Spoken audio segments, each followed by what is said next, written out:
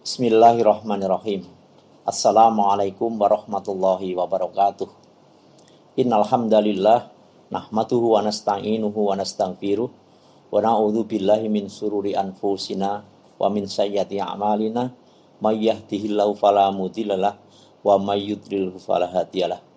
Asyhadu an la ilaha illallah wa asyhadu anna Muhammadan abduhu wa rasuluh sallallahu alaihi wasallam wa ala alihi wa ashabihi amma ba'du. Kaum muslimin dan muslimat yang dirahmati Allah. Pertama-tama saya panjatkan puji syukur kehadirat Allah Subhanahu wa taala atas segala nikmat yang telah dilimpahkan kepada kita semuanya. Nikmat sehat, nikmat rizki, nikmat kekuatan, kelonggaran waktu, dan nikmat hidayah. Dengan kalimat syukur, alhamdulillahirabbil alamin. Sholawat dan salam tercurah kepada junjungan baginda Rasulullah Shallallahu Alaihi Wasallam beserta keluarga, serta doa kepada para sahabat tabiin, para ulama sholihin. Alhamdulillah jazahumullah khairah. Kaum muslimin yang berbahagia, dalam kesempatan menjelang bulan suci Ramadan, saya menyampaikan nasihat ajaan untuk kita semua sebagai kaum muslimin, yaitu dalam rangka mencari sukses dalam bulan Ramadan. Ramadan adalah bulan yang penuh berkah. Di bulan ini segala amal kebaikan dilipat gandakan pahalanya. Begitu juga bagi yang melakukan kejelekan, maka Allah juga akan melipat gandakan dosanya. Semua umat Islam di bulan ini diwajibkan untuk berpuasa sebulan penuh bagi yang tidak ada uzur. Sebagaimana Allah berfirman, Ya ayyuhalladzina amanu kutiba alaikumusiyam kama kutiba alal ladzina min qablikum la'allakum tattaqun. Hai orang-orang yang beriman, diwajibkan atas kamu sekalian berpuasa sebagaimana telah diwajibkan kepada orang-orang sebelum kamu, agar kamu bertakwa. Inilah saat yang tepat bagi kaum muslimin untuk berlomba-lomba mencari dan menabung pahala dengan beramal solih, melakukan kebaikan sebanyak-banyaknya dengan mengerjakan ibadah wajib, zikir, dan ibadah-ibadah sunnah lebih banyak dari biasanya.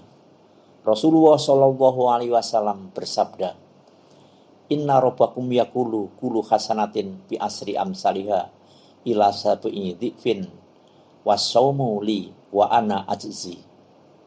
Artinya, sesungguhnya Tuhan kalian mengatakan, setiap satu kebaikan akan dilipat gandakan menjadi 10 hingga 700, dan berpuasa adalah amalan untukku dan aku yang akan membalasnya. Apabila diri kita sibuk mengerjakan kebaikan, tidaklah mungkin kita sempat berbuat maksiat. Bahkan perbuatan baik tersebut dapat menghapus kejelekan yang kita perbuat. Sebagaimana Allah berfirman, Innal hasanati yudhibul sayiat. Sesungguhnya kebaikan dapat menghilangkan kejelekan. Di bulan Ramadan ini, supaya kita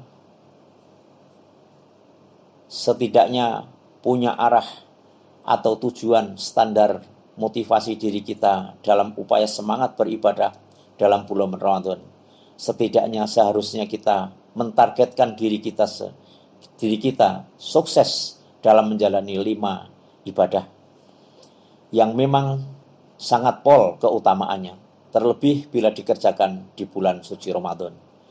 Yang pertama adalah sukses melaksanakan ibadah puasa 1 bulan penuh. Yang kedua, sukses sholat tarawih. Dan yang ketiga, sukses tadarus Al-Quran. Yang keempat, sukses iktikaf. Dan yang kelima, sukses menunaikan zakat, infak, sedekah di bulan Ramadan. Uraiannya, yang pertama adalah puasa Ramadan. Allah telah menjanjikan pahala yang besar bagi kaum muslimin yang sukses menjalankan ibadah puasa di dalam sabda Nabi, man soma Ramadana imanan wahtisaban ghufirlahu matakotama min tanbih. Barang siapa yang berpuasa di bulan Ramadan karena iman dan mencari pahala, diampuni baginya dari dosa-dosa yang telah terdahulu. Sebaliknya, gambaran ruginya orang yang tidak sukses berpuasa di bulan Ramadan dapat diilustrasikan dalam sabda Rasulullah SAW. Man aftara yauman min Ramadan min ghairi ruhsatin rakhasa Allahu lahu lam yakdhi anhu siyamud dahri. Barang siapa yang tidak berpuasa sehari dari Ramadan selain keadaan yang dimurahkan Allah pada orang, maka pahala puasa sehari yang dia tidak puasa tidak mencukupi jika diganti dengan pahala puasa setahun. Kita tentunya termasuk orang yang ingin mendapatkan pengampunan Allah atas dosa-dosa yang telah kita perbuat dan tidak ingin rugi karena meninggalkan puasa meskipun hanya 1 hari. Dengan meraih sukses berpuasa, insya Allah kita termasuk orang yang akan mendapatkan pengampunan. Yang kedua, sukses sholat tarawih. Hadis Rasulullah SAW, man qoma Ramadana imanan wahtisaban ghufira lahu matakotama min dzanbih. Barang siapa menetapi ibadah sholat tarawih di bulan Ramadan karena iman dan mencari pahala, diampuni bagi orang apa-apa yang telah dahulu dari dosa orang-orang itu. Yang ketiga, membaca Al-Quran atau tadarus. Nabi bersabda, man qara'a harfan min kitabillah falahu bihi hasanatun wal hasanatu bi asri amsalihah. Barang siapa yang membaca 1 huruf dari kitabullah Al-Quran, maka baginya mendapat 1 kebaikan, dan 1 kebaikan tersebut dilipat gandakan menjadi 10 kalinya. Yang keempat, itikaf Lailatul Qadar. Di dalam 10 hari yang akhir di bulan Ramadan, Allah menyediakan 1 malam yang lebih mulia dari 1000 bulan atau 83 tahun, yaitu malam Lailatul Qadar. Lailatul Qadri khairum min alfi syahr. Demikian besarnya lipatan pahala yang Allah berikan kepada orang yang beribadah di saat Lailatul Qadar. Karena memang Lailatul Qadar mempunyai banyak keistimewaan. Yang pertama, keistimewaan Lailatul Qadar adalah diturunkannya Al-Quran secara utuh. Qala Ibnu Abbas wa ghairuh, anzalallahul Qur'an jumlatan wahidah minal lahfil mahfud ila baitil iza minas sama'id dunya summa nazala mufassalah bihasabil waqa'iqi fi salasin wa isrina sanatan ala Rasulillah sallallahu alaihi wasallam. Ibnu Abbas dan selainnya berkata, Allah menurunkan Al-Quran secara utuh sekaligus dari Lauhul Mahfud ke Baitul Izza kepada Rasul yang ada di langit dunia. Kemudian Allah menurunkan Al-Quran kepada Rasulullah Shallallahu Alaihi Wasallam tersebut secara terpisah sesuai dengan kejadian-kejadian yang terjadi selama 23 tahun. Ini menunjukkan keistimewaan Lailatul Qadar. Yang kedua, yaitu malam yang penuh dengan keberkahan. Allah berfirman, Inna anzalnahu fi lailatin mubarakah, inna kunna munzirin. Sesungguhnya kami menurunkan pada suatu malam yang diberkahi, dan sesungguhnya kamilah yang memberi peringatan. Malam penuh berkah ini adalah malam Lailatul Qadar. Yang ketiga, di malam Lailatul Qadar semua malaikat turun termasuk juga malaikat Jibril. Keistimewaan Lailatul Qadar ditandai pada dengan turunnya malaikat. Allah Ta'ala berfirman,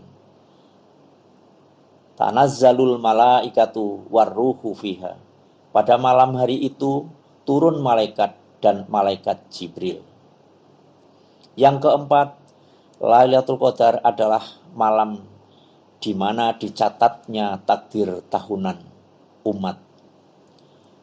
Fiha yufriku kulli amrin hakim. Pada malam itu dijelaskan segala urusan yang penuh hikmah. Pada Lailatul Qadar akan dirinci di Lauh Mahfuz mengenai penulisan takdir dalam setahun. Juga akan dicatat ajal dan rizki, dan juga akan dicatat segala sesuatu hingga akhir dalam setahun. Namun catatan takdir tahunan tersebut tentu saja didahului oleh ilmu dan penulisan Allah. Takdir ini nantinya akan ditampakkan pada malaikat dan ia akan mengetahui yang akan terjadi. Lalu ia akan melakukan tugas yang diperintahkan untuknya. Dan yang kelima, dosa setiap orang yang menghidupkan malam Lailatul Qadar akan diampuni oleh Allah Subhanahu wa taala. Rasulullah Shallallahu alaihi wasallam bersabda, "Man qoma Lailatul Qadri imanan wahtisaban, ghufira lahu ma taqaddama min dzanbi." Barang siapa yang melaksanakan sholat pada malam Lailatul Qadar karena iman dan mengharapkan pahala dari Allah, maka dosa-dosanya yang telah lalu akan diampuni. Karena kita tidak tahu kapan malam Lailatul Qadar itu, maka strategi untuk mendapatkannya adalah meningkatkan amal ibadah kita di 10 malam terakhir dalam bulan Ramadan dengan rutin melaksanakan itikaf di dalam masjid. Rasulullah Shallallahu alaihi wasallam bersabda, "Iltamisuha fi asril awakhir," yakni Lailatul Qadar. Fa in dha'ufa ahadukum au ajaza fala yuqlabanna ala sab'il bawaqi. Carilah di 10 hari terakhir. Jika tidak mampu, maka jangan sampai terluput 7 hari sisanya. Diri kita sendirilah yang tahu dan bisa mengira-ira kemampuan kita untuk itikaf. Dan semoga Allah memberikan kekuatan, kemampuan, dan qadar baik kepada kita sehingga dapat melaksanakan itikaf di 10 hari akhir Ramadan. Dan Allah memberi anugerah kita meraih keutamaan beribadah di Lailatul Qadar. Amin. Yang kelima adalah sukses dalam Ramadan, membazar zakat, infak, dan sedekah dalam Ramadan. Jangan sia-siakan kesempatan bersedekah di bulan Ramadan, karena dalam riwayat hadis Rasulullah bersabda, An Anas qala su'ilan Nabi sallallahu alaihi wasallam fa ayyu shadaqati afdal qol shadaqatun fi Ramadan. Dari Anas dia berkata, maka sedekah mana yang paling afdol? Nabi menjawab, sedekah di bulan Ramadan. Jangan lupa kewajiban zakat fitrah atau bagi yang terbiasa menyerahkan zakat mal, zakat tijarah di bulan Ramadan yang sudah nisab. Juga disiapkan dan disetorkan zakatnya. Demikian pula infak-infaknya. Serta sodakoh-sodakohnya sesuai dengan kebutuhan dan sodakoh-sodakoh dari 1 Ramadan sampai tanggal 20 Ramadan, sodakoh tanggal 21 Ramadan, sodakoh Lailatul Qadar tanggal 21 Ramadan sampai tanggal 30 Ramadan. Dengan pedoman meraih sukses 5 hal di atas, insya Allah kita akan lebih mudah mengarahkan langkah ibadah kita menuju sukses ibadah di bulan Ramadan. Kendala utama bagi kita biasanya adalah kemalasan, merasa lemah, dengan memanjakan tubuh untuk selalu istirahat, tidur-tiduran, menonton televisi, atau bahkan sibuk dengan HP-nya, bahkan melakukan kegiatan lain yang kurang bermanfaat. Jangan sampai itu terjadi. Mari kita raih kemenangan dengan mempersungguh ibadah. Kita sukses. 5 di atas adalah kunci di dalam kita sukses di dalam bulan Ramadan. Alhamdulillah, jazakumullah khairah. Wassalamualaikum warahmatullahi wabarakatuh.